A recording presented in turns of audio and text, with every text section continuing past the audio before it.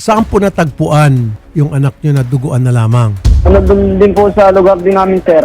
Kapitang Bakod po. May nakita tayong doon yung suspected intestine. Intestine? Oo, ng human intestine, possible human intestine. Actually, sir, may tama rin ito sa may liig. Oh, Tapos yung left eye ng ating victim, may hematoma din and actually may fractured yung skull nitong bata. grabe, parang torture ang ginawa. Yung suspect po ay nasa custody nyo na, I would assume? Yes po, sir, kasi nung binasahan na namin siya ng kung ano yung Miranda binaso rights. namin sa kanya, Opo. yeah, tumango lang. Nandun naman ang witness yung mother niya. Sir Jimuel, Ma'am Perliza, gusto niyo po ma-transfer natin yung anak niyo? Saan niyo po gusto? Mas maganda daw po talaga kung sa ibang bansa daw po talaga siya umaris. Sige, okay sa akin kahit nadali natin sa ibang bansa, kung saan man bansa, Hong Kong, Singapore. Pero kailangan magbibigyan muna ng go signal ang doktor dito kung siya ba fit to travel na. Sige ma'am, kami pong gagastos Sige po. lahat. Okay? Sige po.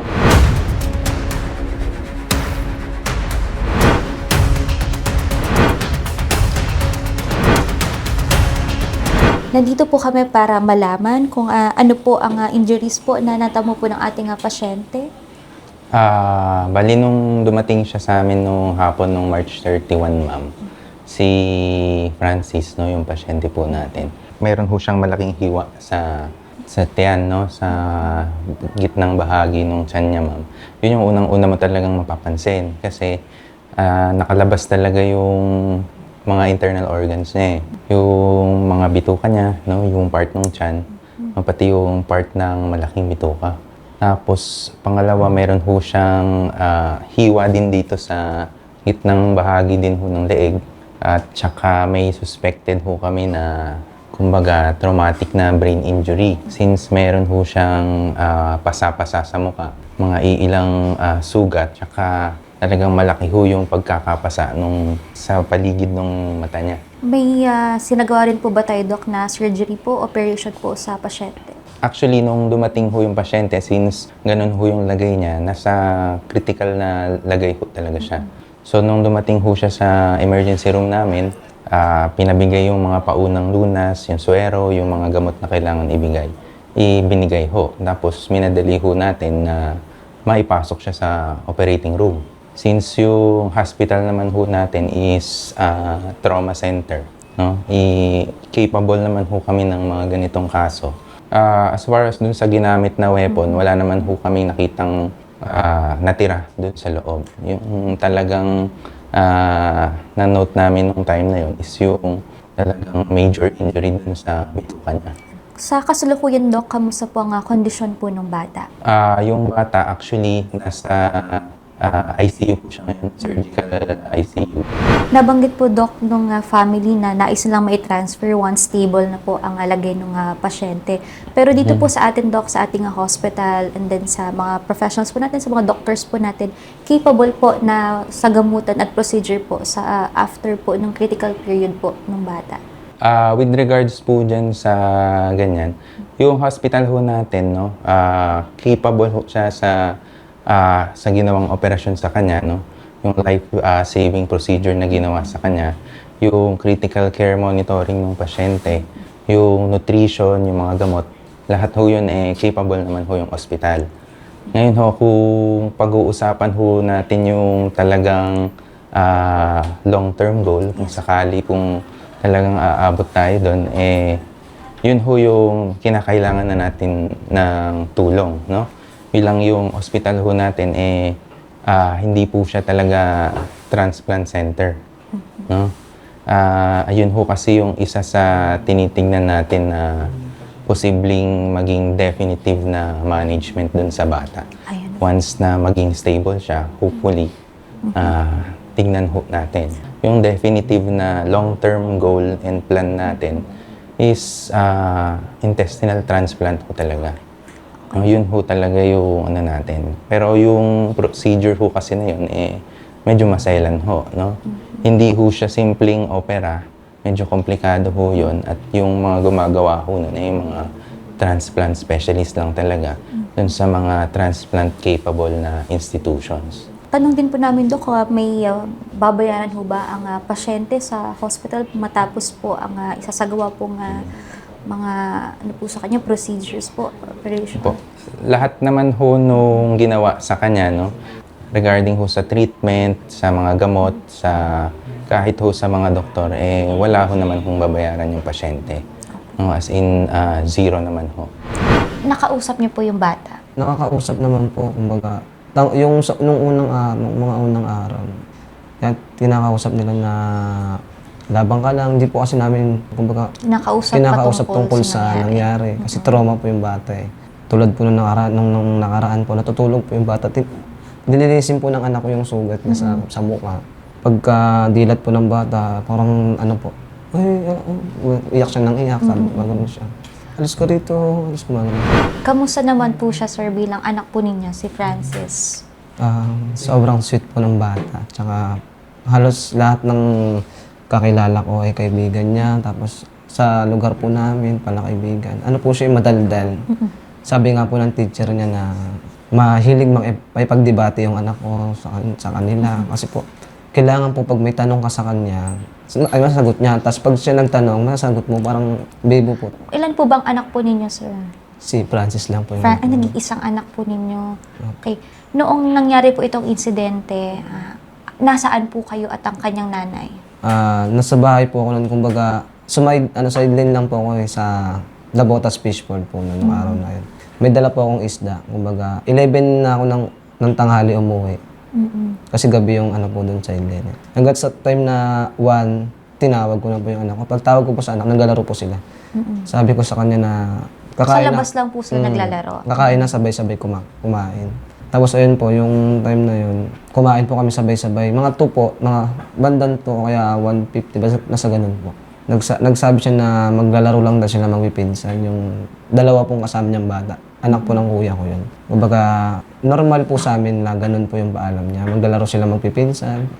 Pagkatapos naman po 1 oras, 1 kalating oras, babalik naman po. Ganun po. Nung araw po na yun, 31 po yun eh. Kumbaga sahod ko po sa trabaho ko. Tapos ngayon po, alas 3, sabi ko sa asawa ko na, Jollibee kasi, po namin si Francis, sabi ko na asikaso na, para pagkuha ko ng sahod, diretso tayo kain. Tapos parang arcade naman. Tapos nung sabi ng asawa ko, sige na, tawagin mo na sa labas. Mga 3 po yun, 3. Tawagin mo na sa labas.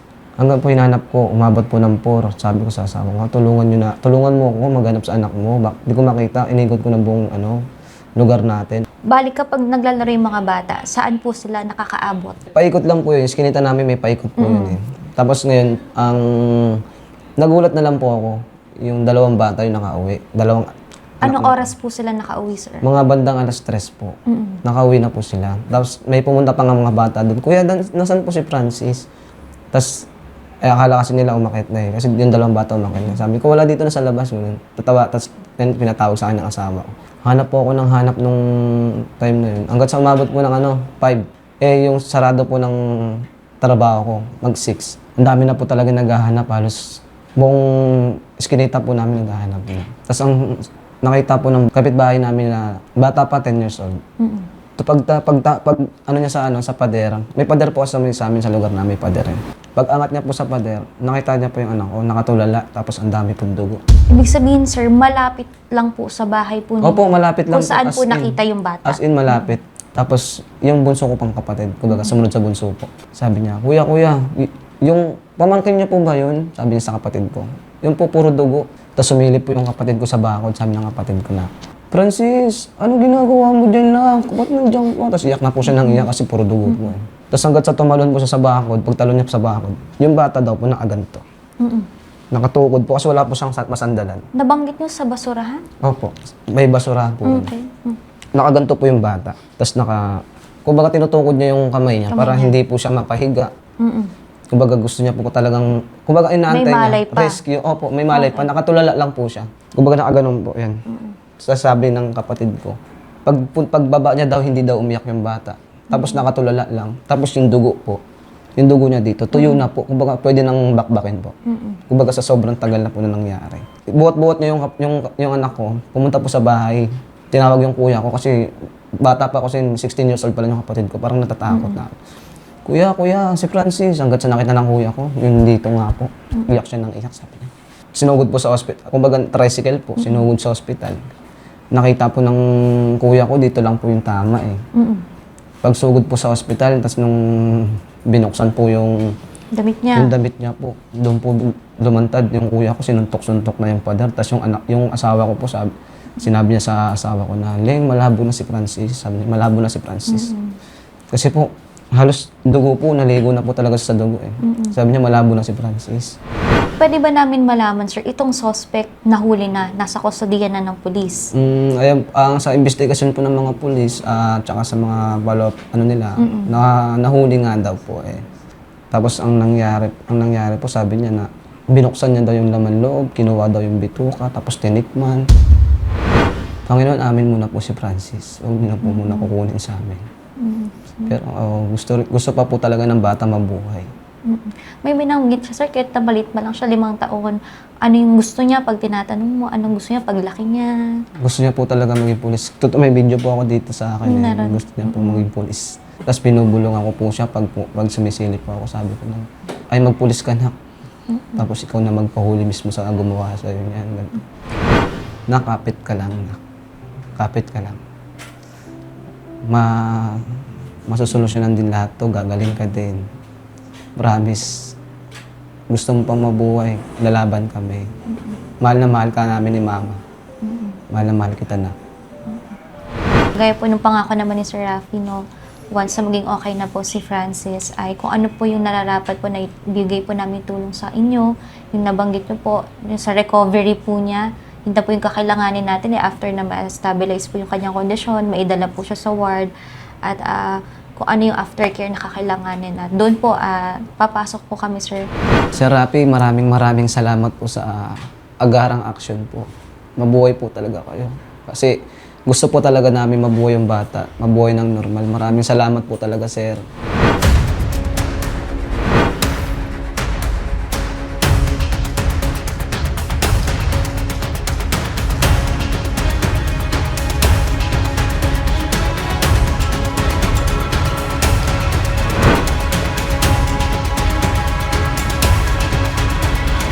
Yung nakita po sa CCTV na kasama ni Francis at anong suspect, yung mga 2 bata, kaano-ano niyo po ito? Anak ko po yung dalawa. Yung 2? Opo. Opo. Ano po ang paalam ng mga anak po ninyo sa inyo nung oras po na yon? Paalam lang po nila, maglalaro lang daw po sa bandang labas lang po eh. May dala po sila na phone. May nabanggit ba silang kakalaruin po nila, sir, na ibang tao? Wala po, sila lang po talaga lagi magkakasama, 3 po sila. Saan sila nakakaabot, sir? Ayun lang po yung pinangyarihan po nung sa CCTV po. Hanggang doon lang po talaga sila. Yung anak ko po nakabalik po nung bandang 3. Alas 3. Opo. 2 po sila. Opo, 2 na po sila nakabalik. May nabanggit naman po sila sa inyo, sir, sa nangyari? Wala naman po silang nabanggit eh. Yung sa kalaro po nila nakasama sa CCTV, yung naka-green. Ano po ang kwento po ng mga bata? Ang sabi po nila, sinamahan lang po nila bumili po ng hotcake. Hot cake. Opo. Pero hindi po nakipaglaro sa kanila. Hindi po kasi tinanong din po sila ng investigator kung kalaro daw po nila yun. Ang sagot po ng panganay ko, hindi namin kalaro yun kasi nga na daw po, matanda na daw po. Hindi na daw siya bata. So, nung pagkatapos, sir, bumili ng hot cake, umuwi na din po silang 2. Opo. Kaya na po, niyaya na po ng panganay ko yung pangalawa ko pong anak na umuwi na po. Nung bago daw nila iniwan, sir, anong ginagawa ni Francis? Wala po, nung tinanong ko, hindi na po nila alam. Basta sabi lang po nila na maglalaro pa daw po eh. Kasi nung sinabi nila na niyaya na rin nila umuwi, maglalaro pa daw po eh. Sabi ni Francis. Kaya nagpaiwan. Opo. Ano ang pagkakakilala po ng mga kapitbahay po dito sa suspect natin? Mabait naman daw po yung bata. Tapos may po siya, yung sakit po na parang yung isip bata. Ayun po yung pagkakalan. Ilang beses na ho nilang nakasama itong suspect? Halos po hindi naman po sa araw-araw. Pag po, dadaan po sila, nakikita daw po nila yun na nandoon po. Minsan daw po, tumatawa lang daw po.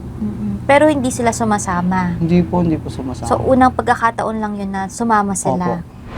Nung binuhat ko po siya, parang ano na po yung tipong hindi na po siya talaga makaka-survive po kasi tuyo na po yung ano niya eh. O, ano ang nakita mong mga galos po sa katawan? Sa Meron po siyang black eye, tapos namamaga po yung muka, tapos yung leg niya po na tinignan ko po parang nilaslas po. Ayun lang po yung unang ano ko po sa kanya eh. Nakita. Tapos nung nakarating na po kami ng ospital, nung nilapag ko po siya dun sa kama po, parang may napansin lang po ako na maliit na ano.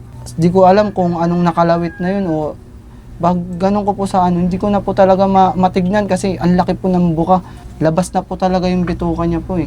Nung itinaas po yung damit, doon niyo po nakita? Opo, ako po nagtaas. Oo. Ginanon ko po. Di ko po talaga matignan ng maayos kasi bukang-buka na po talaga yung tiyan niya eh. Talagang parang hinila po yung ano yung bituka niya eh.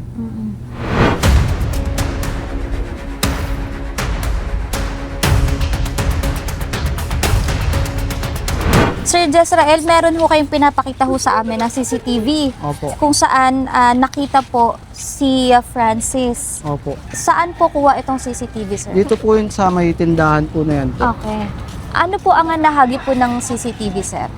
Yung nahagi po yung CCTV, yung napanood ko po siya, pag ganito po si Francis, tapos bigla pong pumunta po dito, hindi ko po alam kung may tumatawag sa kanya or may inaabot. Tapos nung sumampa po siya dyan, mga ilang segundo lang po, parang bigla pong may humatak sa kanya. Okay. So, ang nakita po natin no sa CCTV, si Francis nandito. Opo. At hindi na po masyadong natanaw po doon sa camera yung kanyang ulo. Opo. Ano? At hindi rin makikita kung meron po, kung siya ba ayan nakatawid na. Pero ang makikita lang yung paa, Yung paa umangat. po na, umangat po. Okay.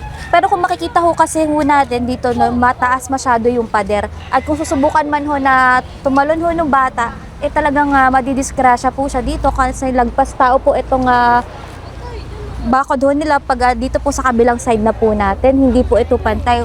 Unlike ko dito sa kabilang side, no, sementado at may konting angat pa. Pero pagdating ho dito sa kabila, eh parang imbakan na ho ito ng mga basura. Wala hong nakitang mga dugo dito o Wala naman po. wala. So ibig sabihin, nung nakita po si Francis, ano po ang hinala ninyo? May kumuha po sa Opo, kanya? may kumuha po dyan po sa taas. Okay.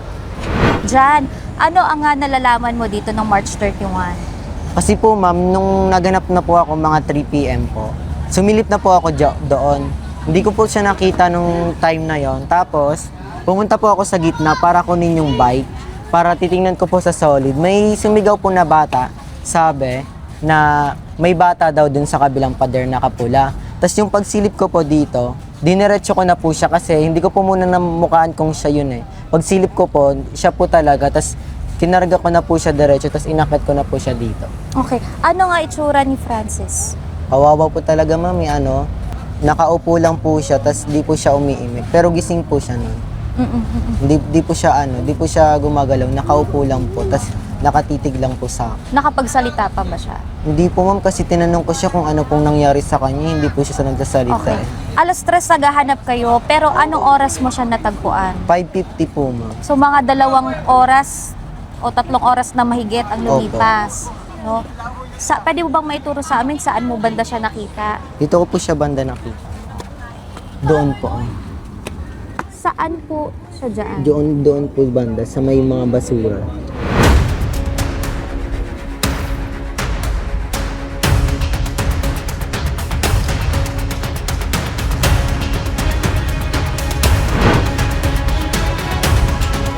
Anong oras po ma'am nakita po na dumaan po yung mga bata kasama po itong naka-green?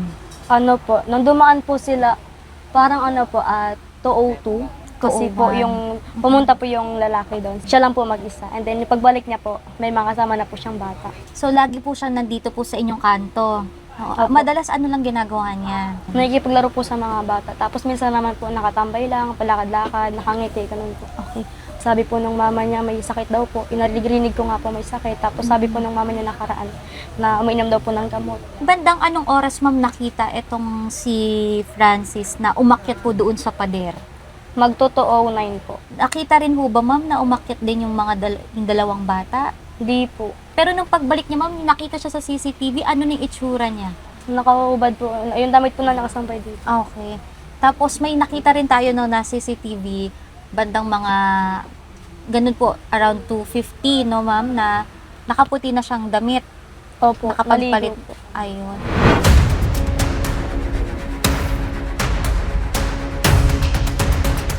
Makakausap din po natin yung kamag-anak ni Magandang araw po. Magandang araw po. Ano po ma'am ang pagkakilala ho natin dito kay Ako po kasi yung naging guardian niya simula nung nag-aaral siya, nakakasama ko po siya. Ako rin yung sumasama sa kanya sa mga check-up niya sa school at saka sa mga sa health, tungkol sa health niya.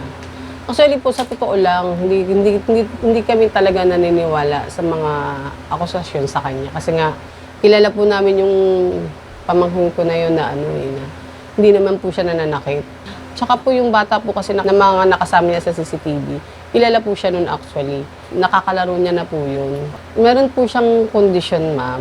Pero yung kondisyon niya naman po na yun, hindi pa naman siya nagpakita ng pananakit Ano or ang kondisyon po niya ma'am? schizophrenia po. Okay. So, nagagamot po ba siya? Yes po, Nagpa-follow up meron siya? siyang may check-up po siya sa PGH po na nag-check siya ng psychiatrist. Ano ang paniniwala ma'am ng pamilya doon sa nangyari? Sa amin po, hindi pa po namin, hanggang hindi naman po kasi talaga na ipapakita yung nakita siya sa crime scene or napatunayan CCTV. talaga sa CCTV na nandun siya sa oras ng pangyayari na yun. Sa amin po, hindi talaga kami naniniwala. So, pero ngayon ma'am, tuloy naman po ang kooperasyon po ninyo sa PNP Opo. kung sakali Yes po, man po opo. na magkaroon pa ng mga follow-up investigation. Yes po. Hindi naman po namin itinatago yung pamangkin ko na yun. Kumbaga kung talagang siya man po yung mapatunayan na may pagkakasala, kung ano man po yung kakaharapin niya na sa nangyari na yun, wala na po kami magagawa. Susundin po namin yung nararapat para sa akin. Gusto lang po talaga namin yung mapatunayan po talaga na siya, yung talagang solid evidence po. May ano po yung... ba ma'am? Nag-aral pa ba siya? Yes po, nag-aral grade po niya siya ng hanggang grade, hindi niya na po natapos yung grade 12 niya sa school, Okay. senior Pero high ilang school. taon na siya? 19 19 years old po siya ngayon. Pwede ba malaman ma'am, ano lang yung routine niya? Simula po nung hindi na siya nag-aral, ayun po, dito lang sa bahay, ang usual yung ginagawa niya talaga dito, makikita mo yan dito sa lugar namin na paikot-ikot po yan. Kasi nga, para siyang nag-iisip bata kasi parang bumabalik sa pagkabata. Ang gusto niya mga kalaro, mga kabataan. Yun, wala naman po siya nakakaaway? Wala naman po. Yung part po namin, yung buong pamilya po namin, handa naman po kaming makisampatya sa pamilya kung ano man po yung kailangan nilang malaman sa amin. O handa kaming magbigay ng pahayag kung ano man yung ano.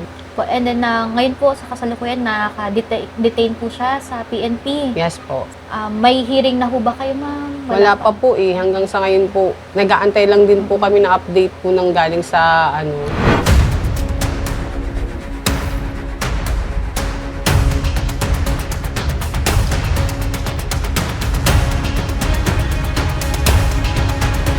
With regards dun sa 5-year-old na tagpuan natin nung March 31, we're still waiting for the result ng DNA sa SOCO.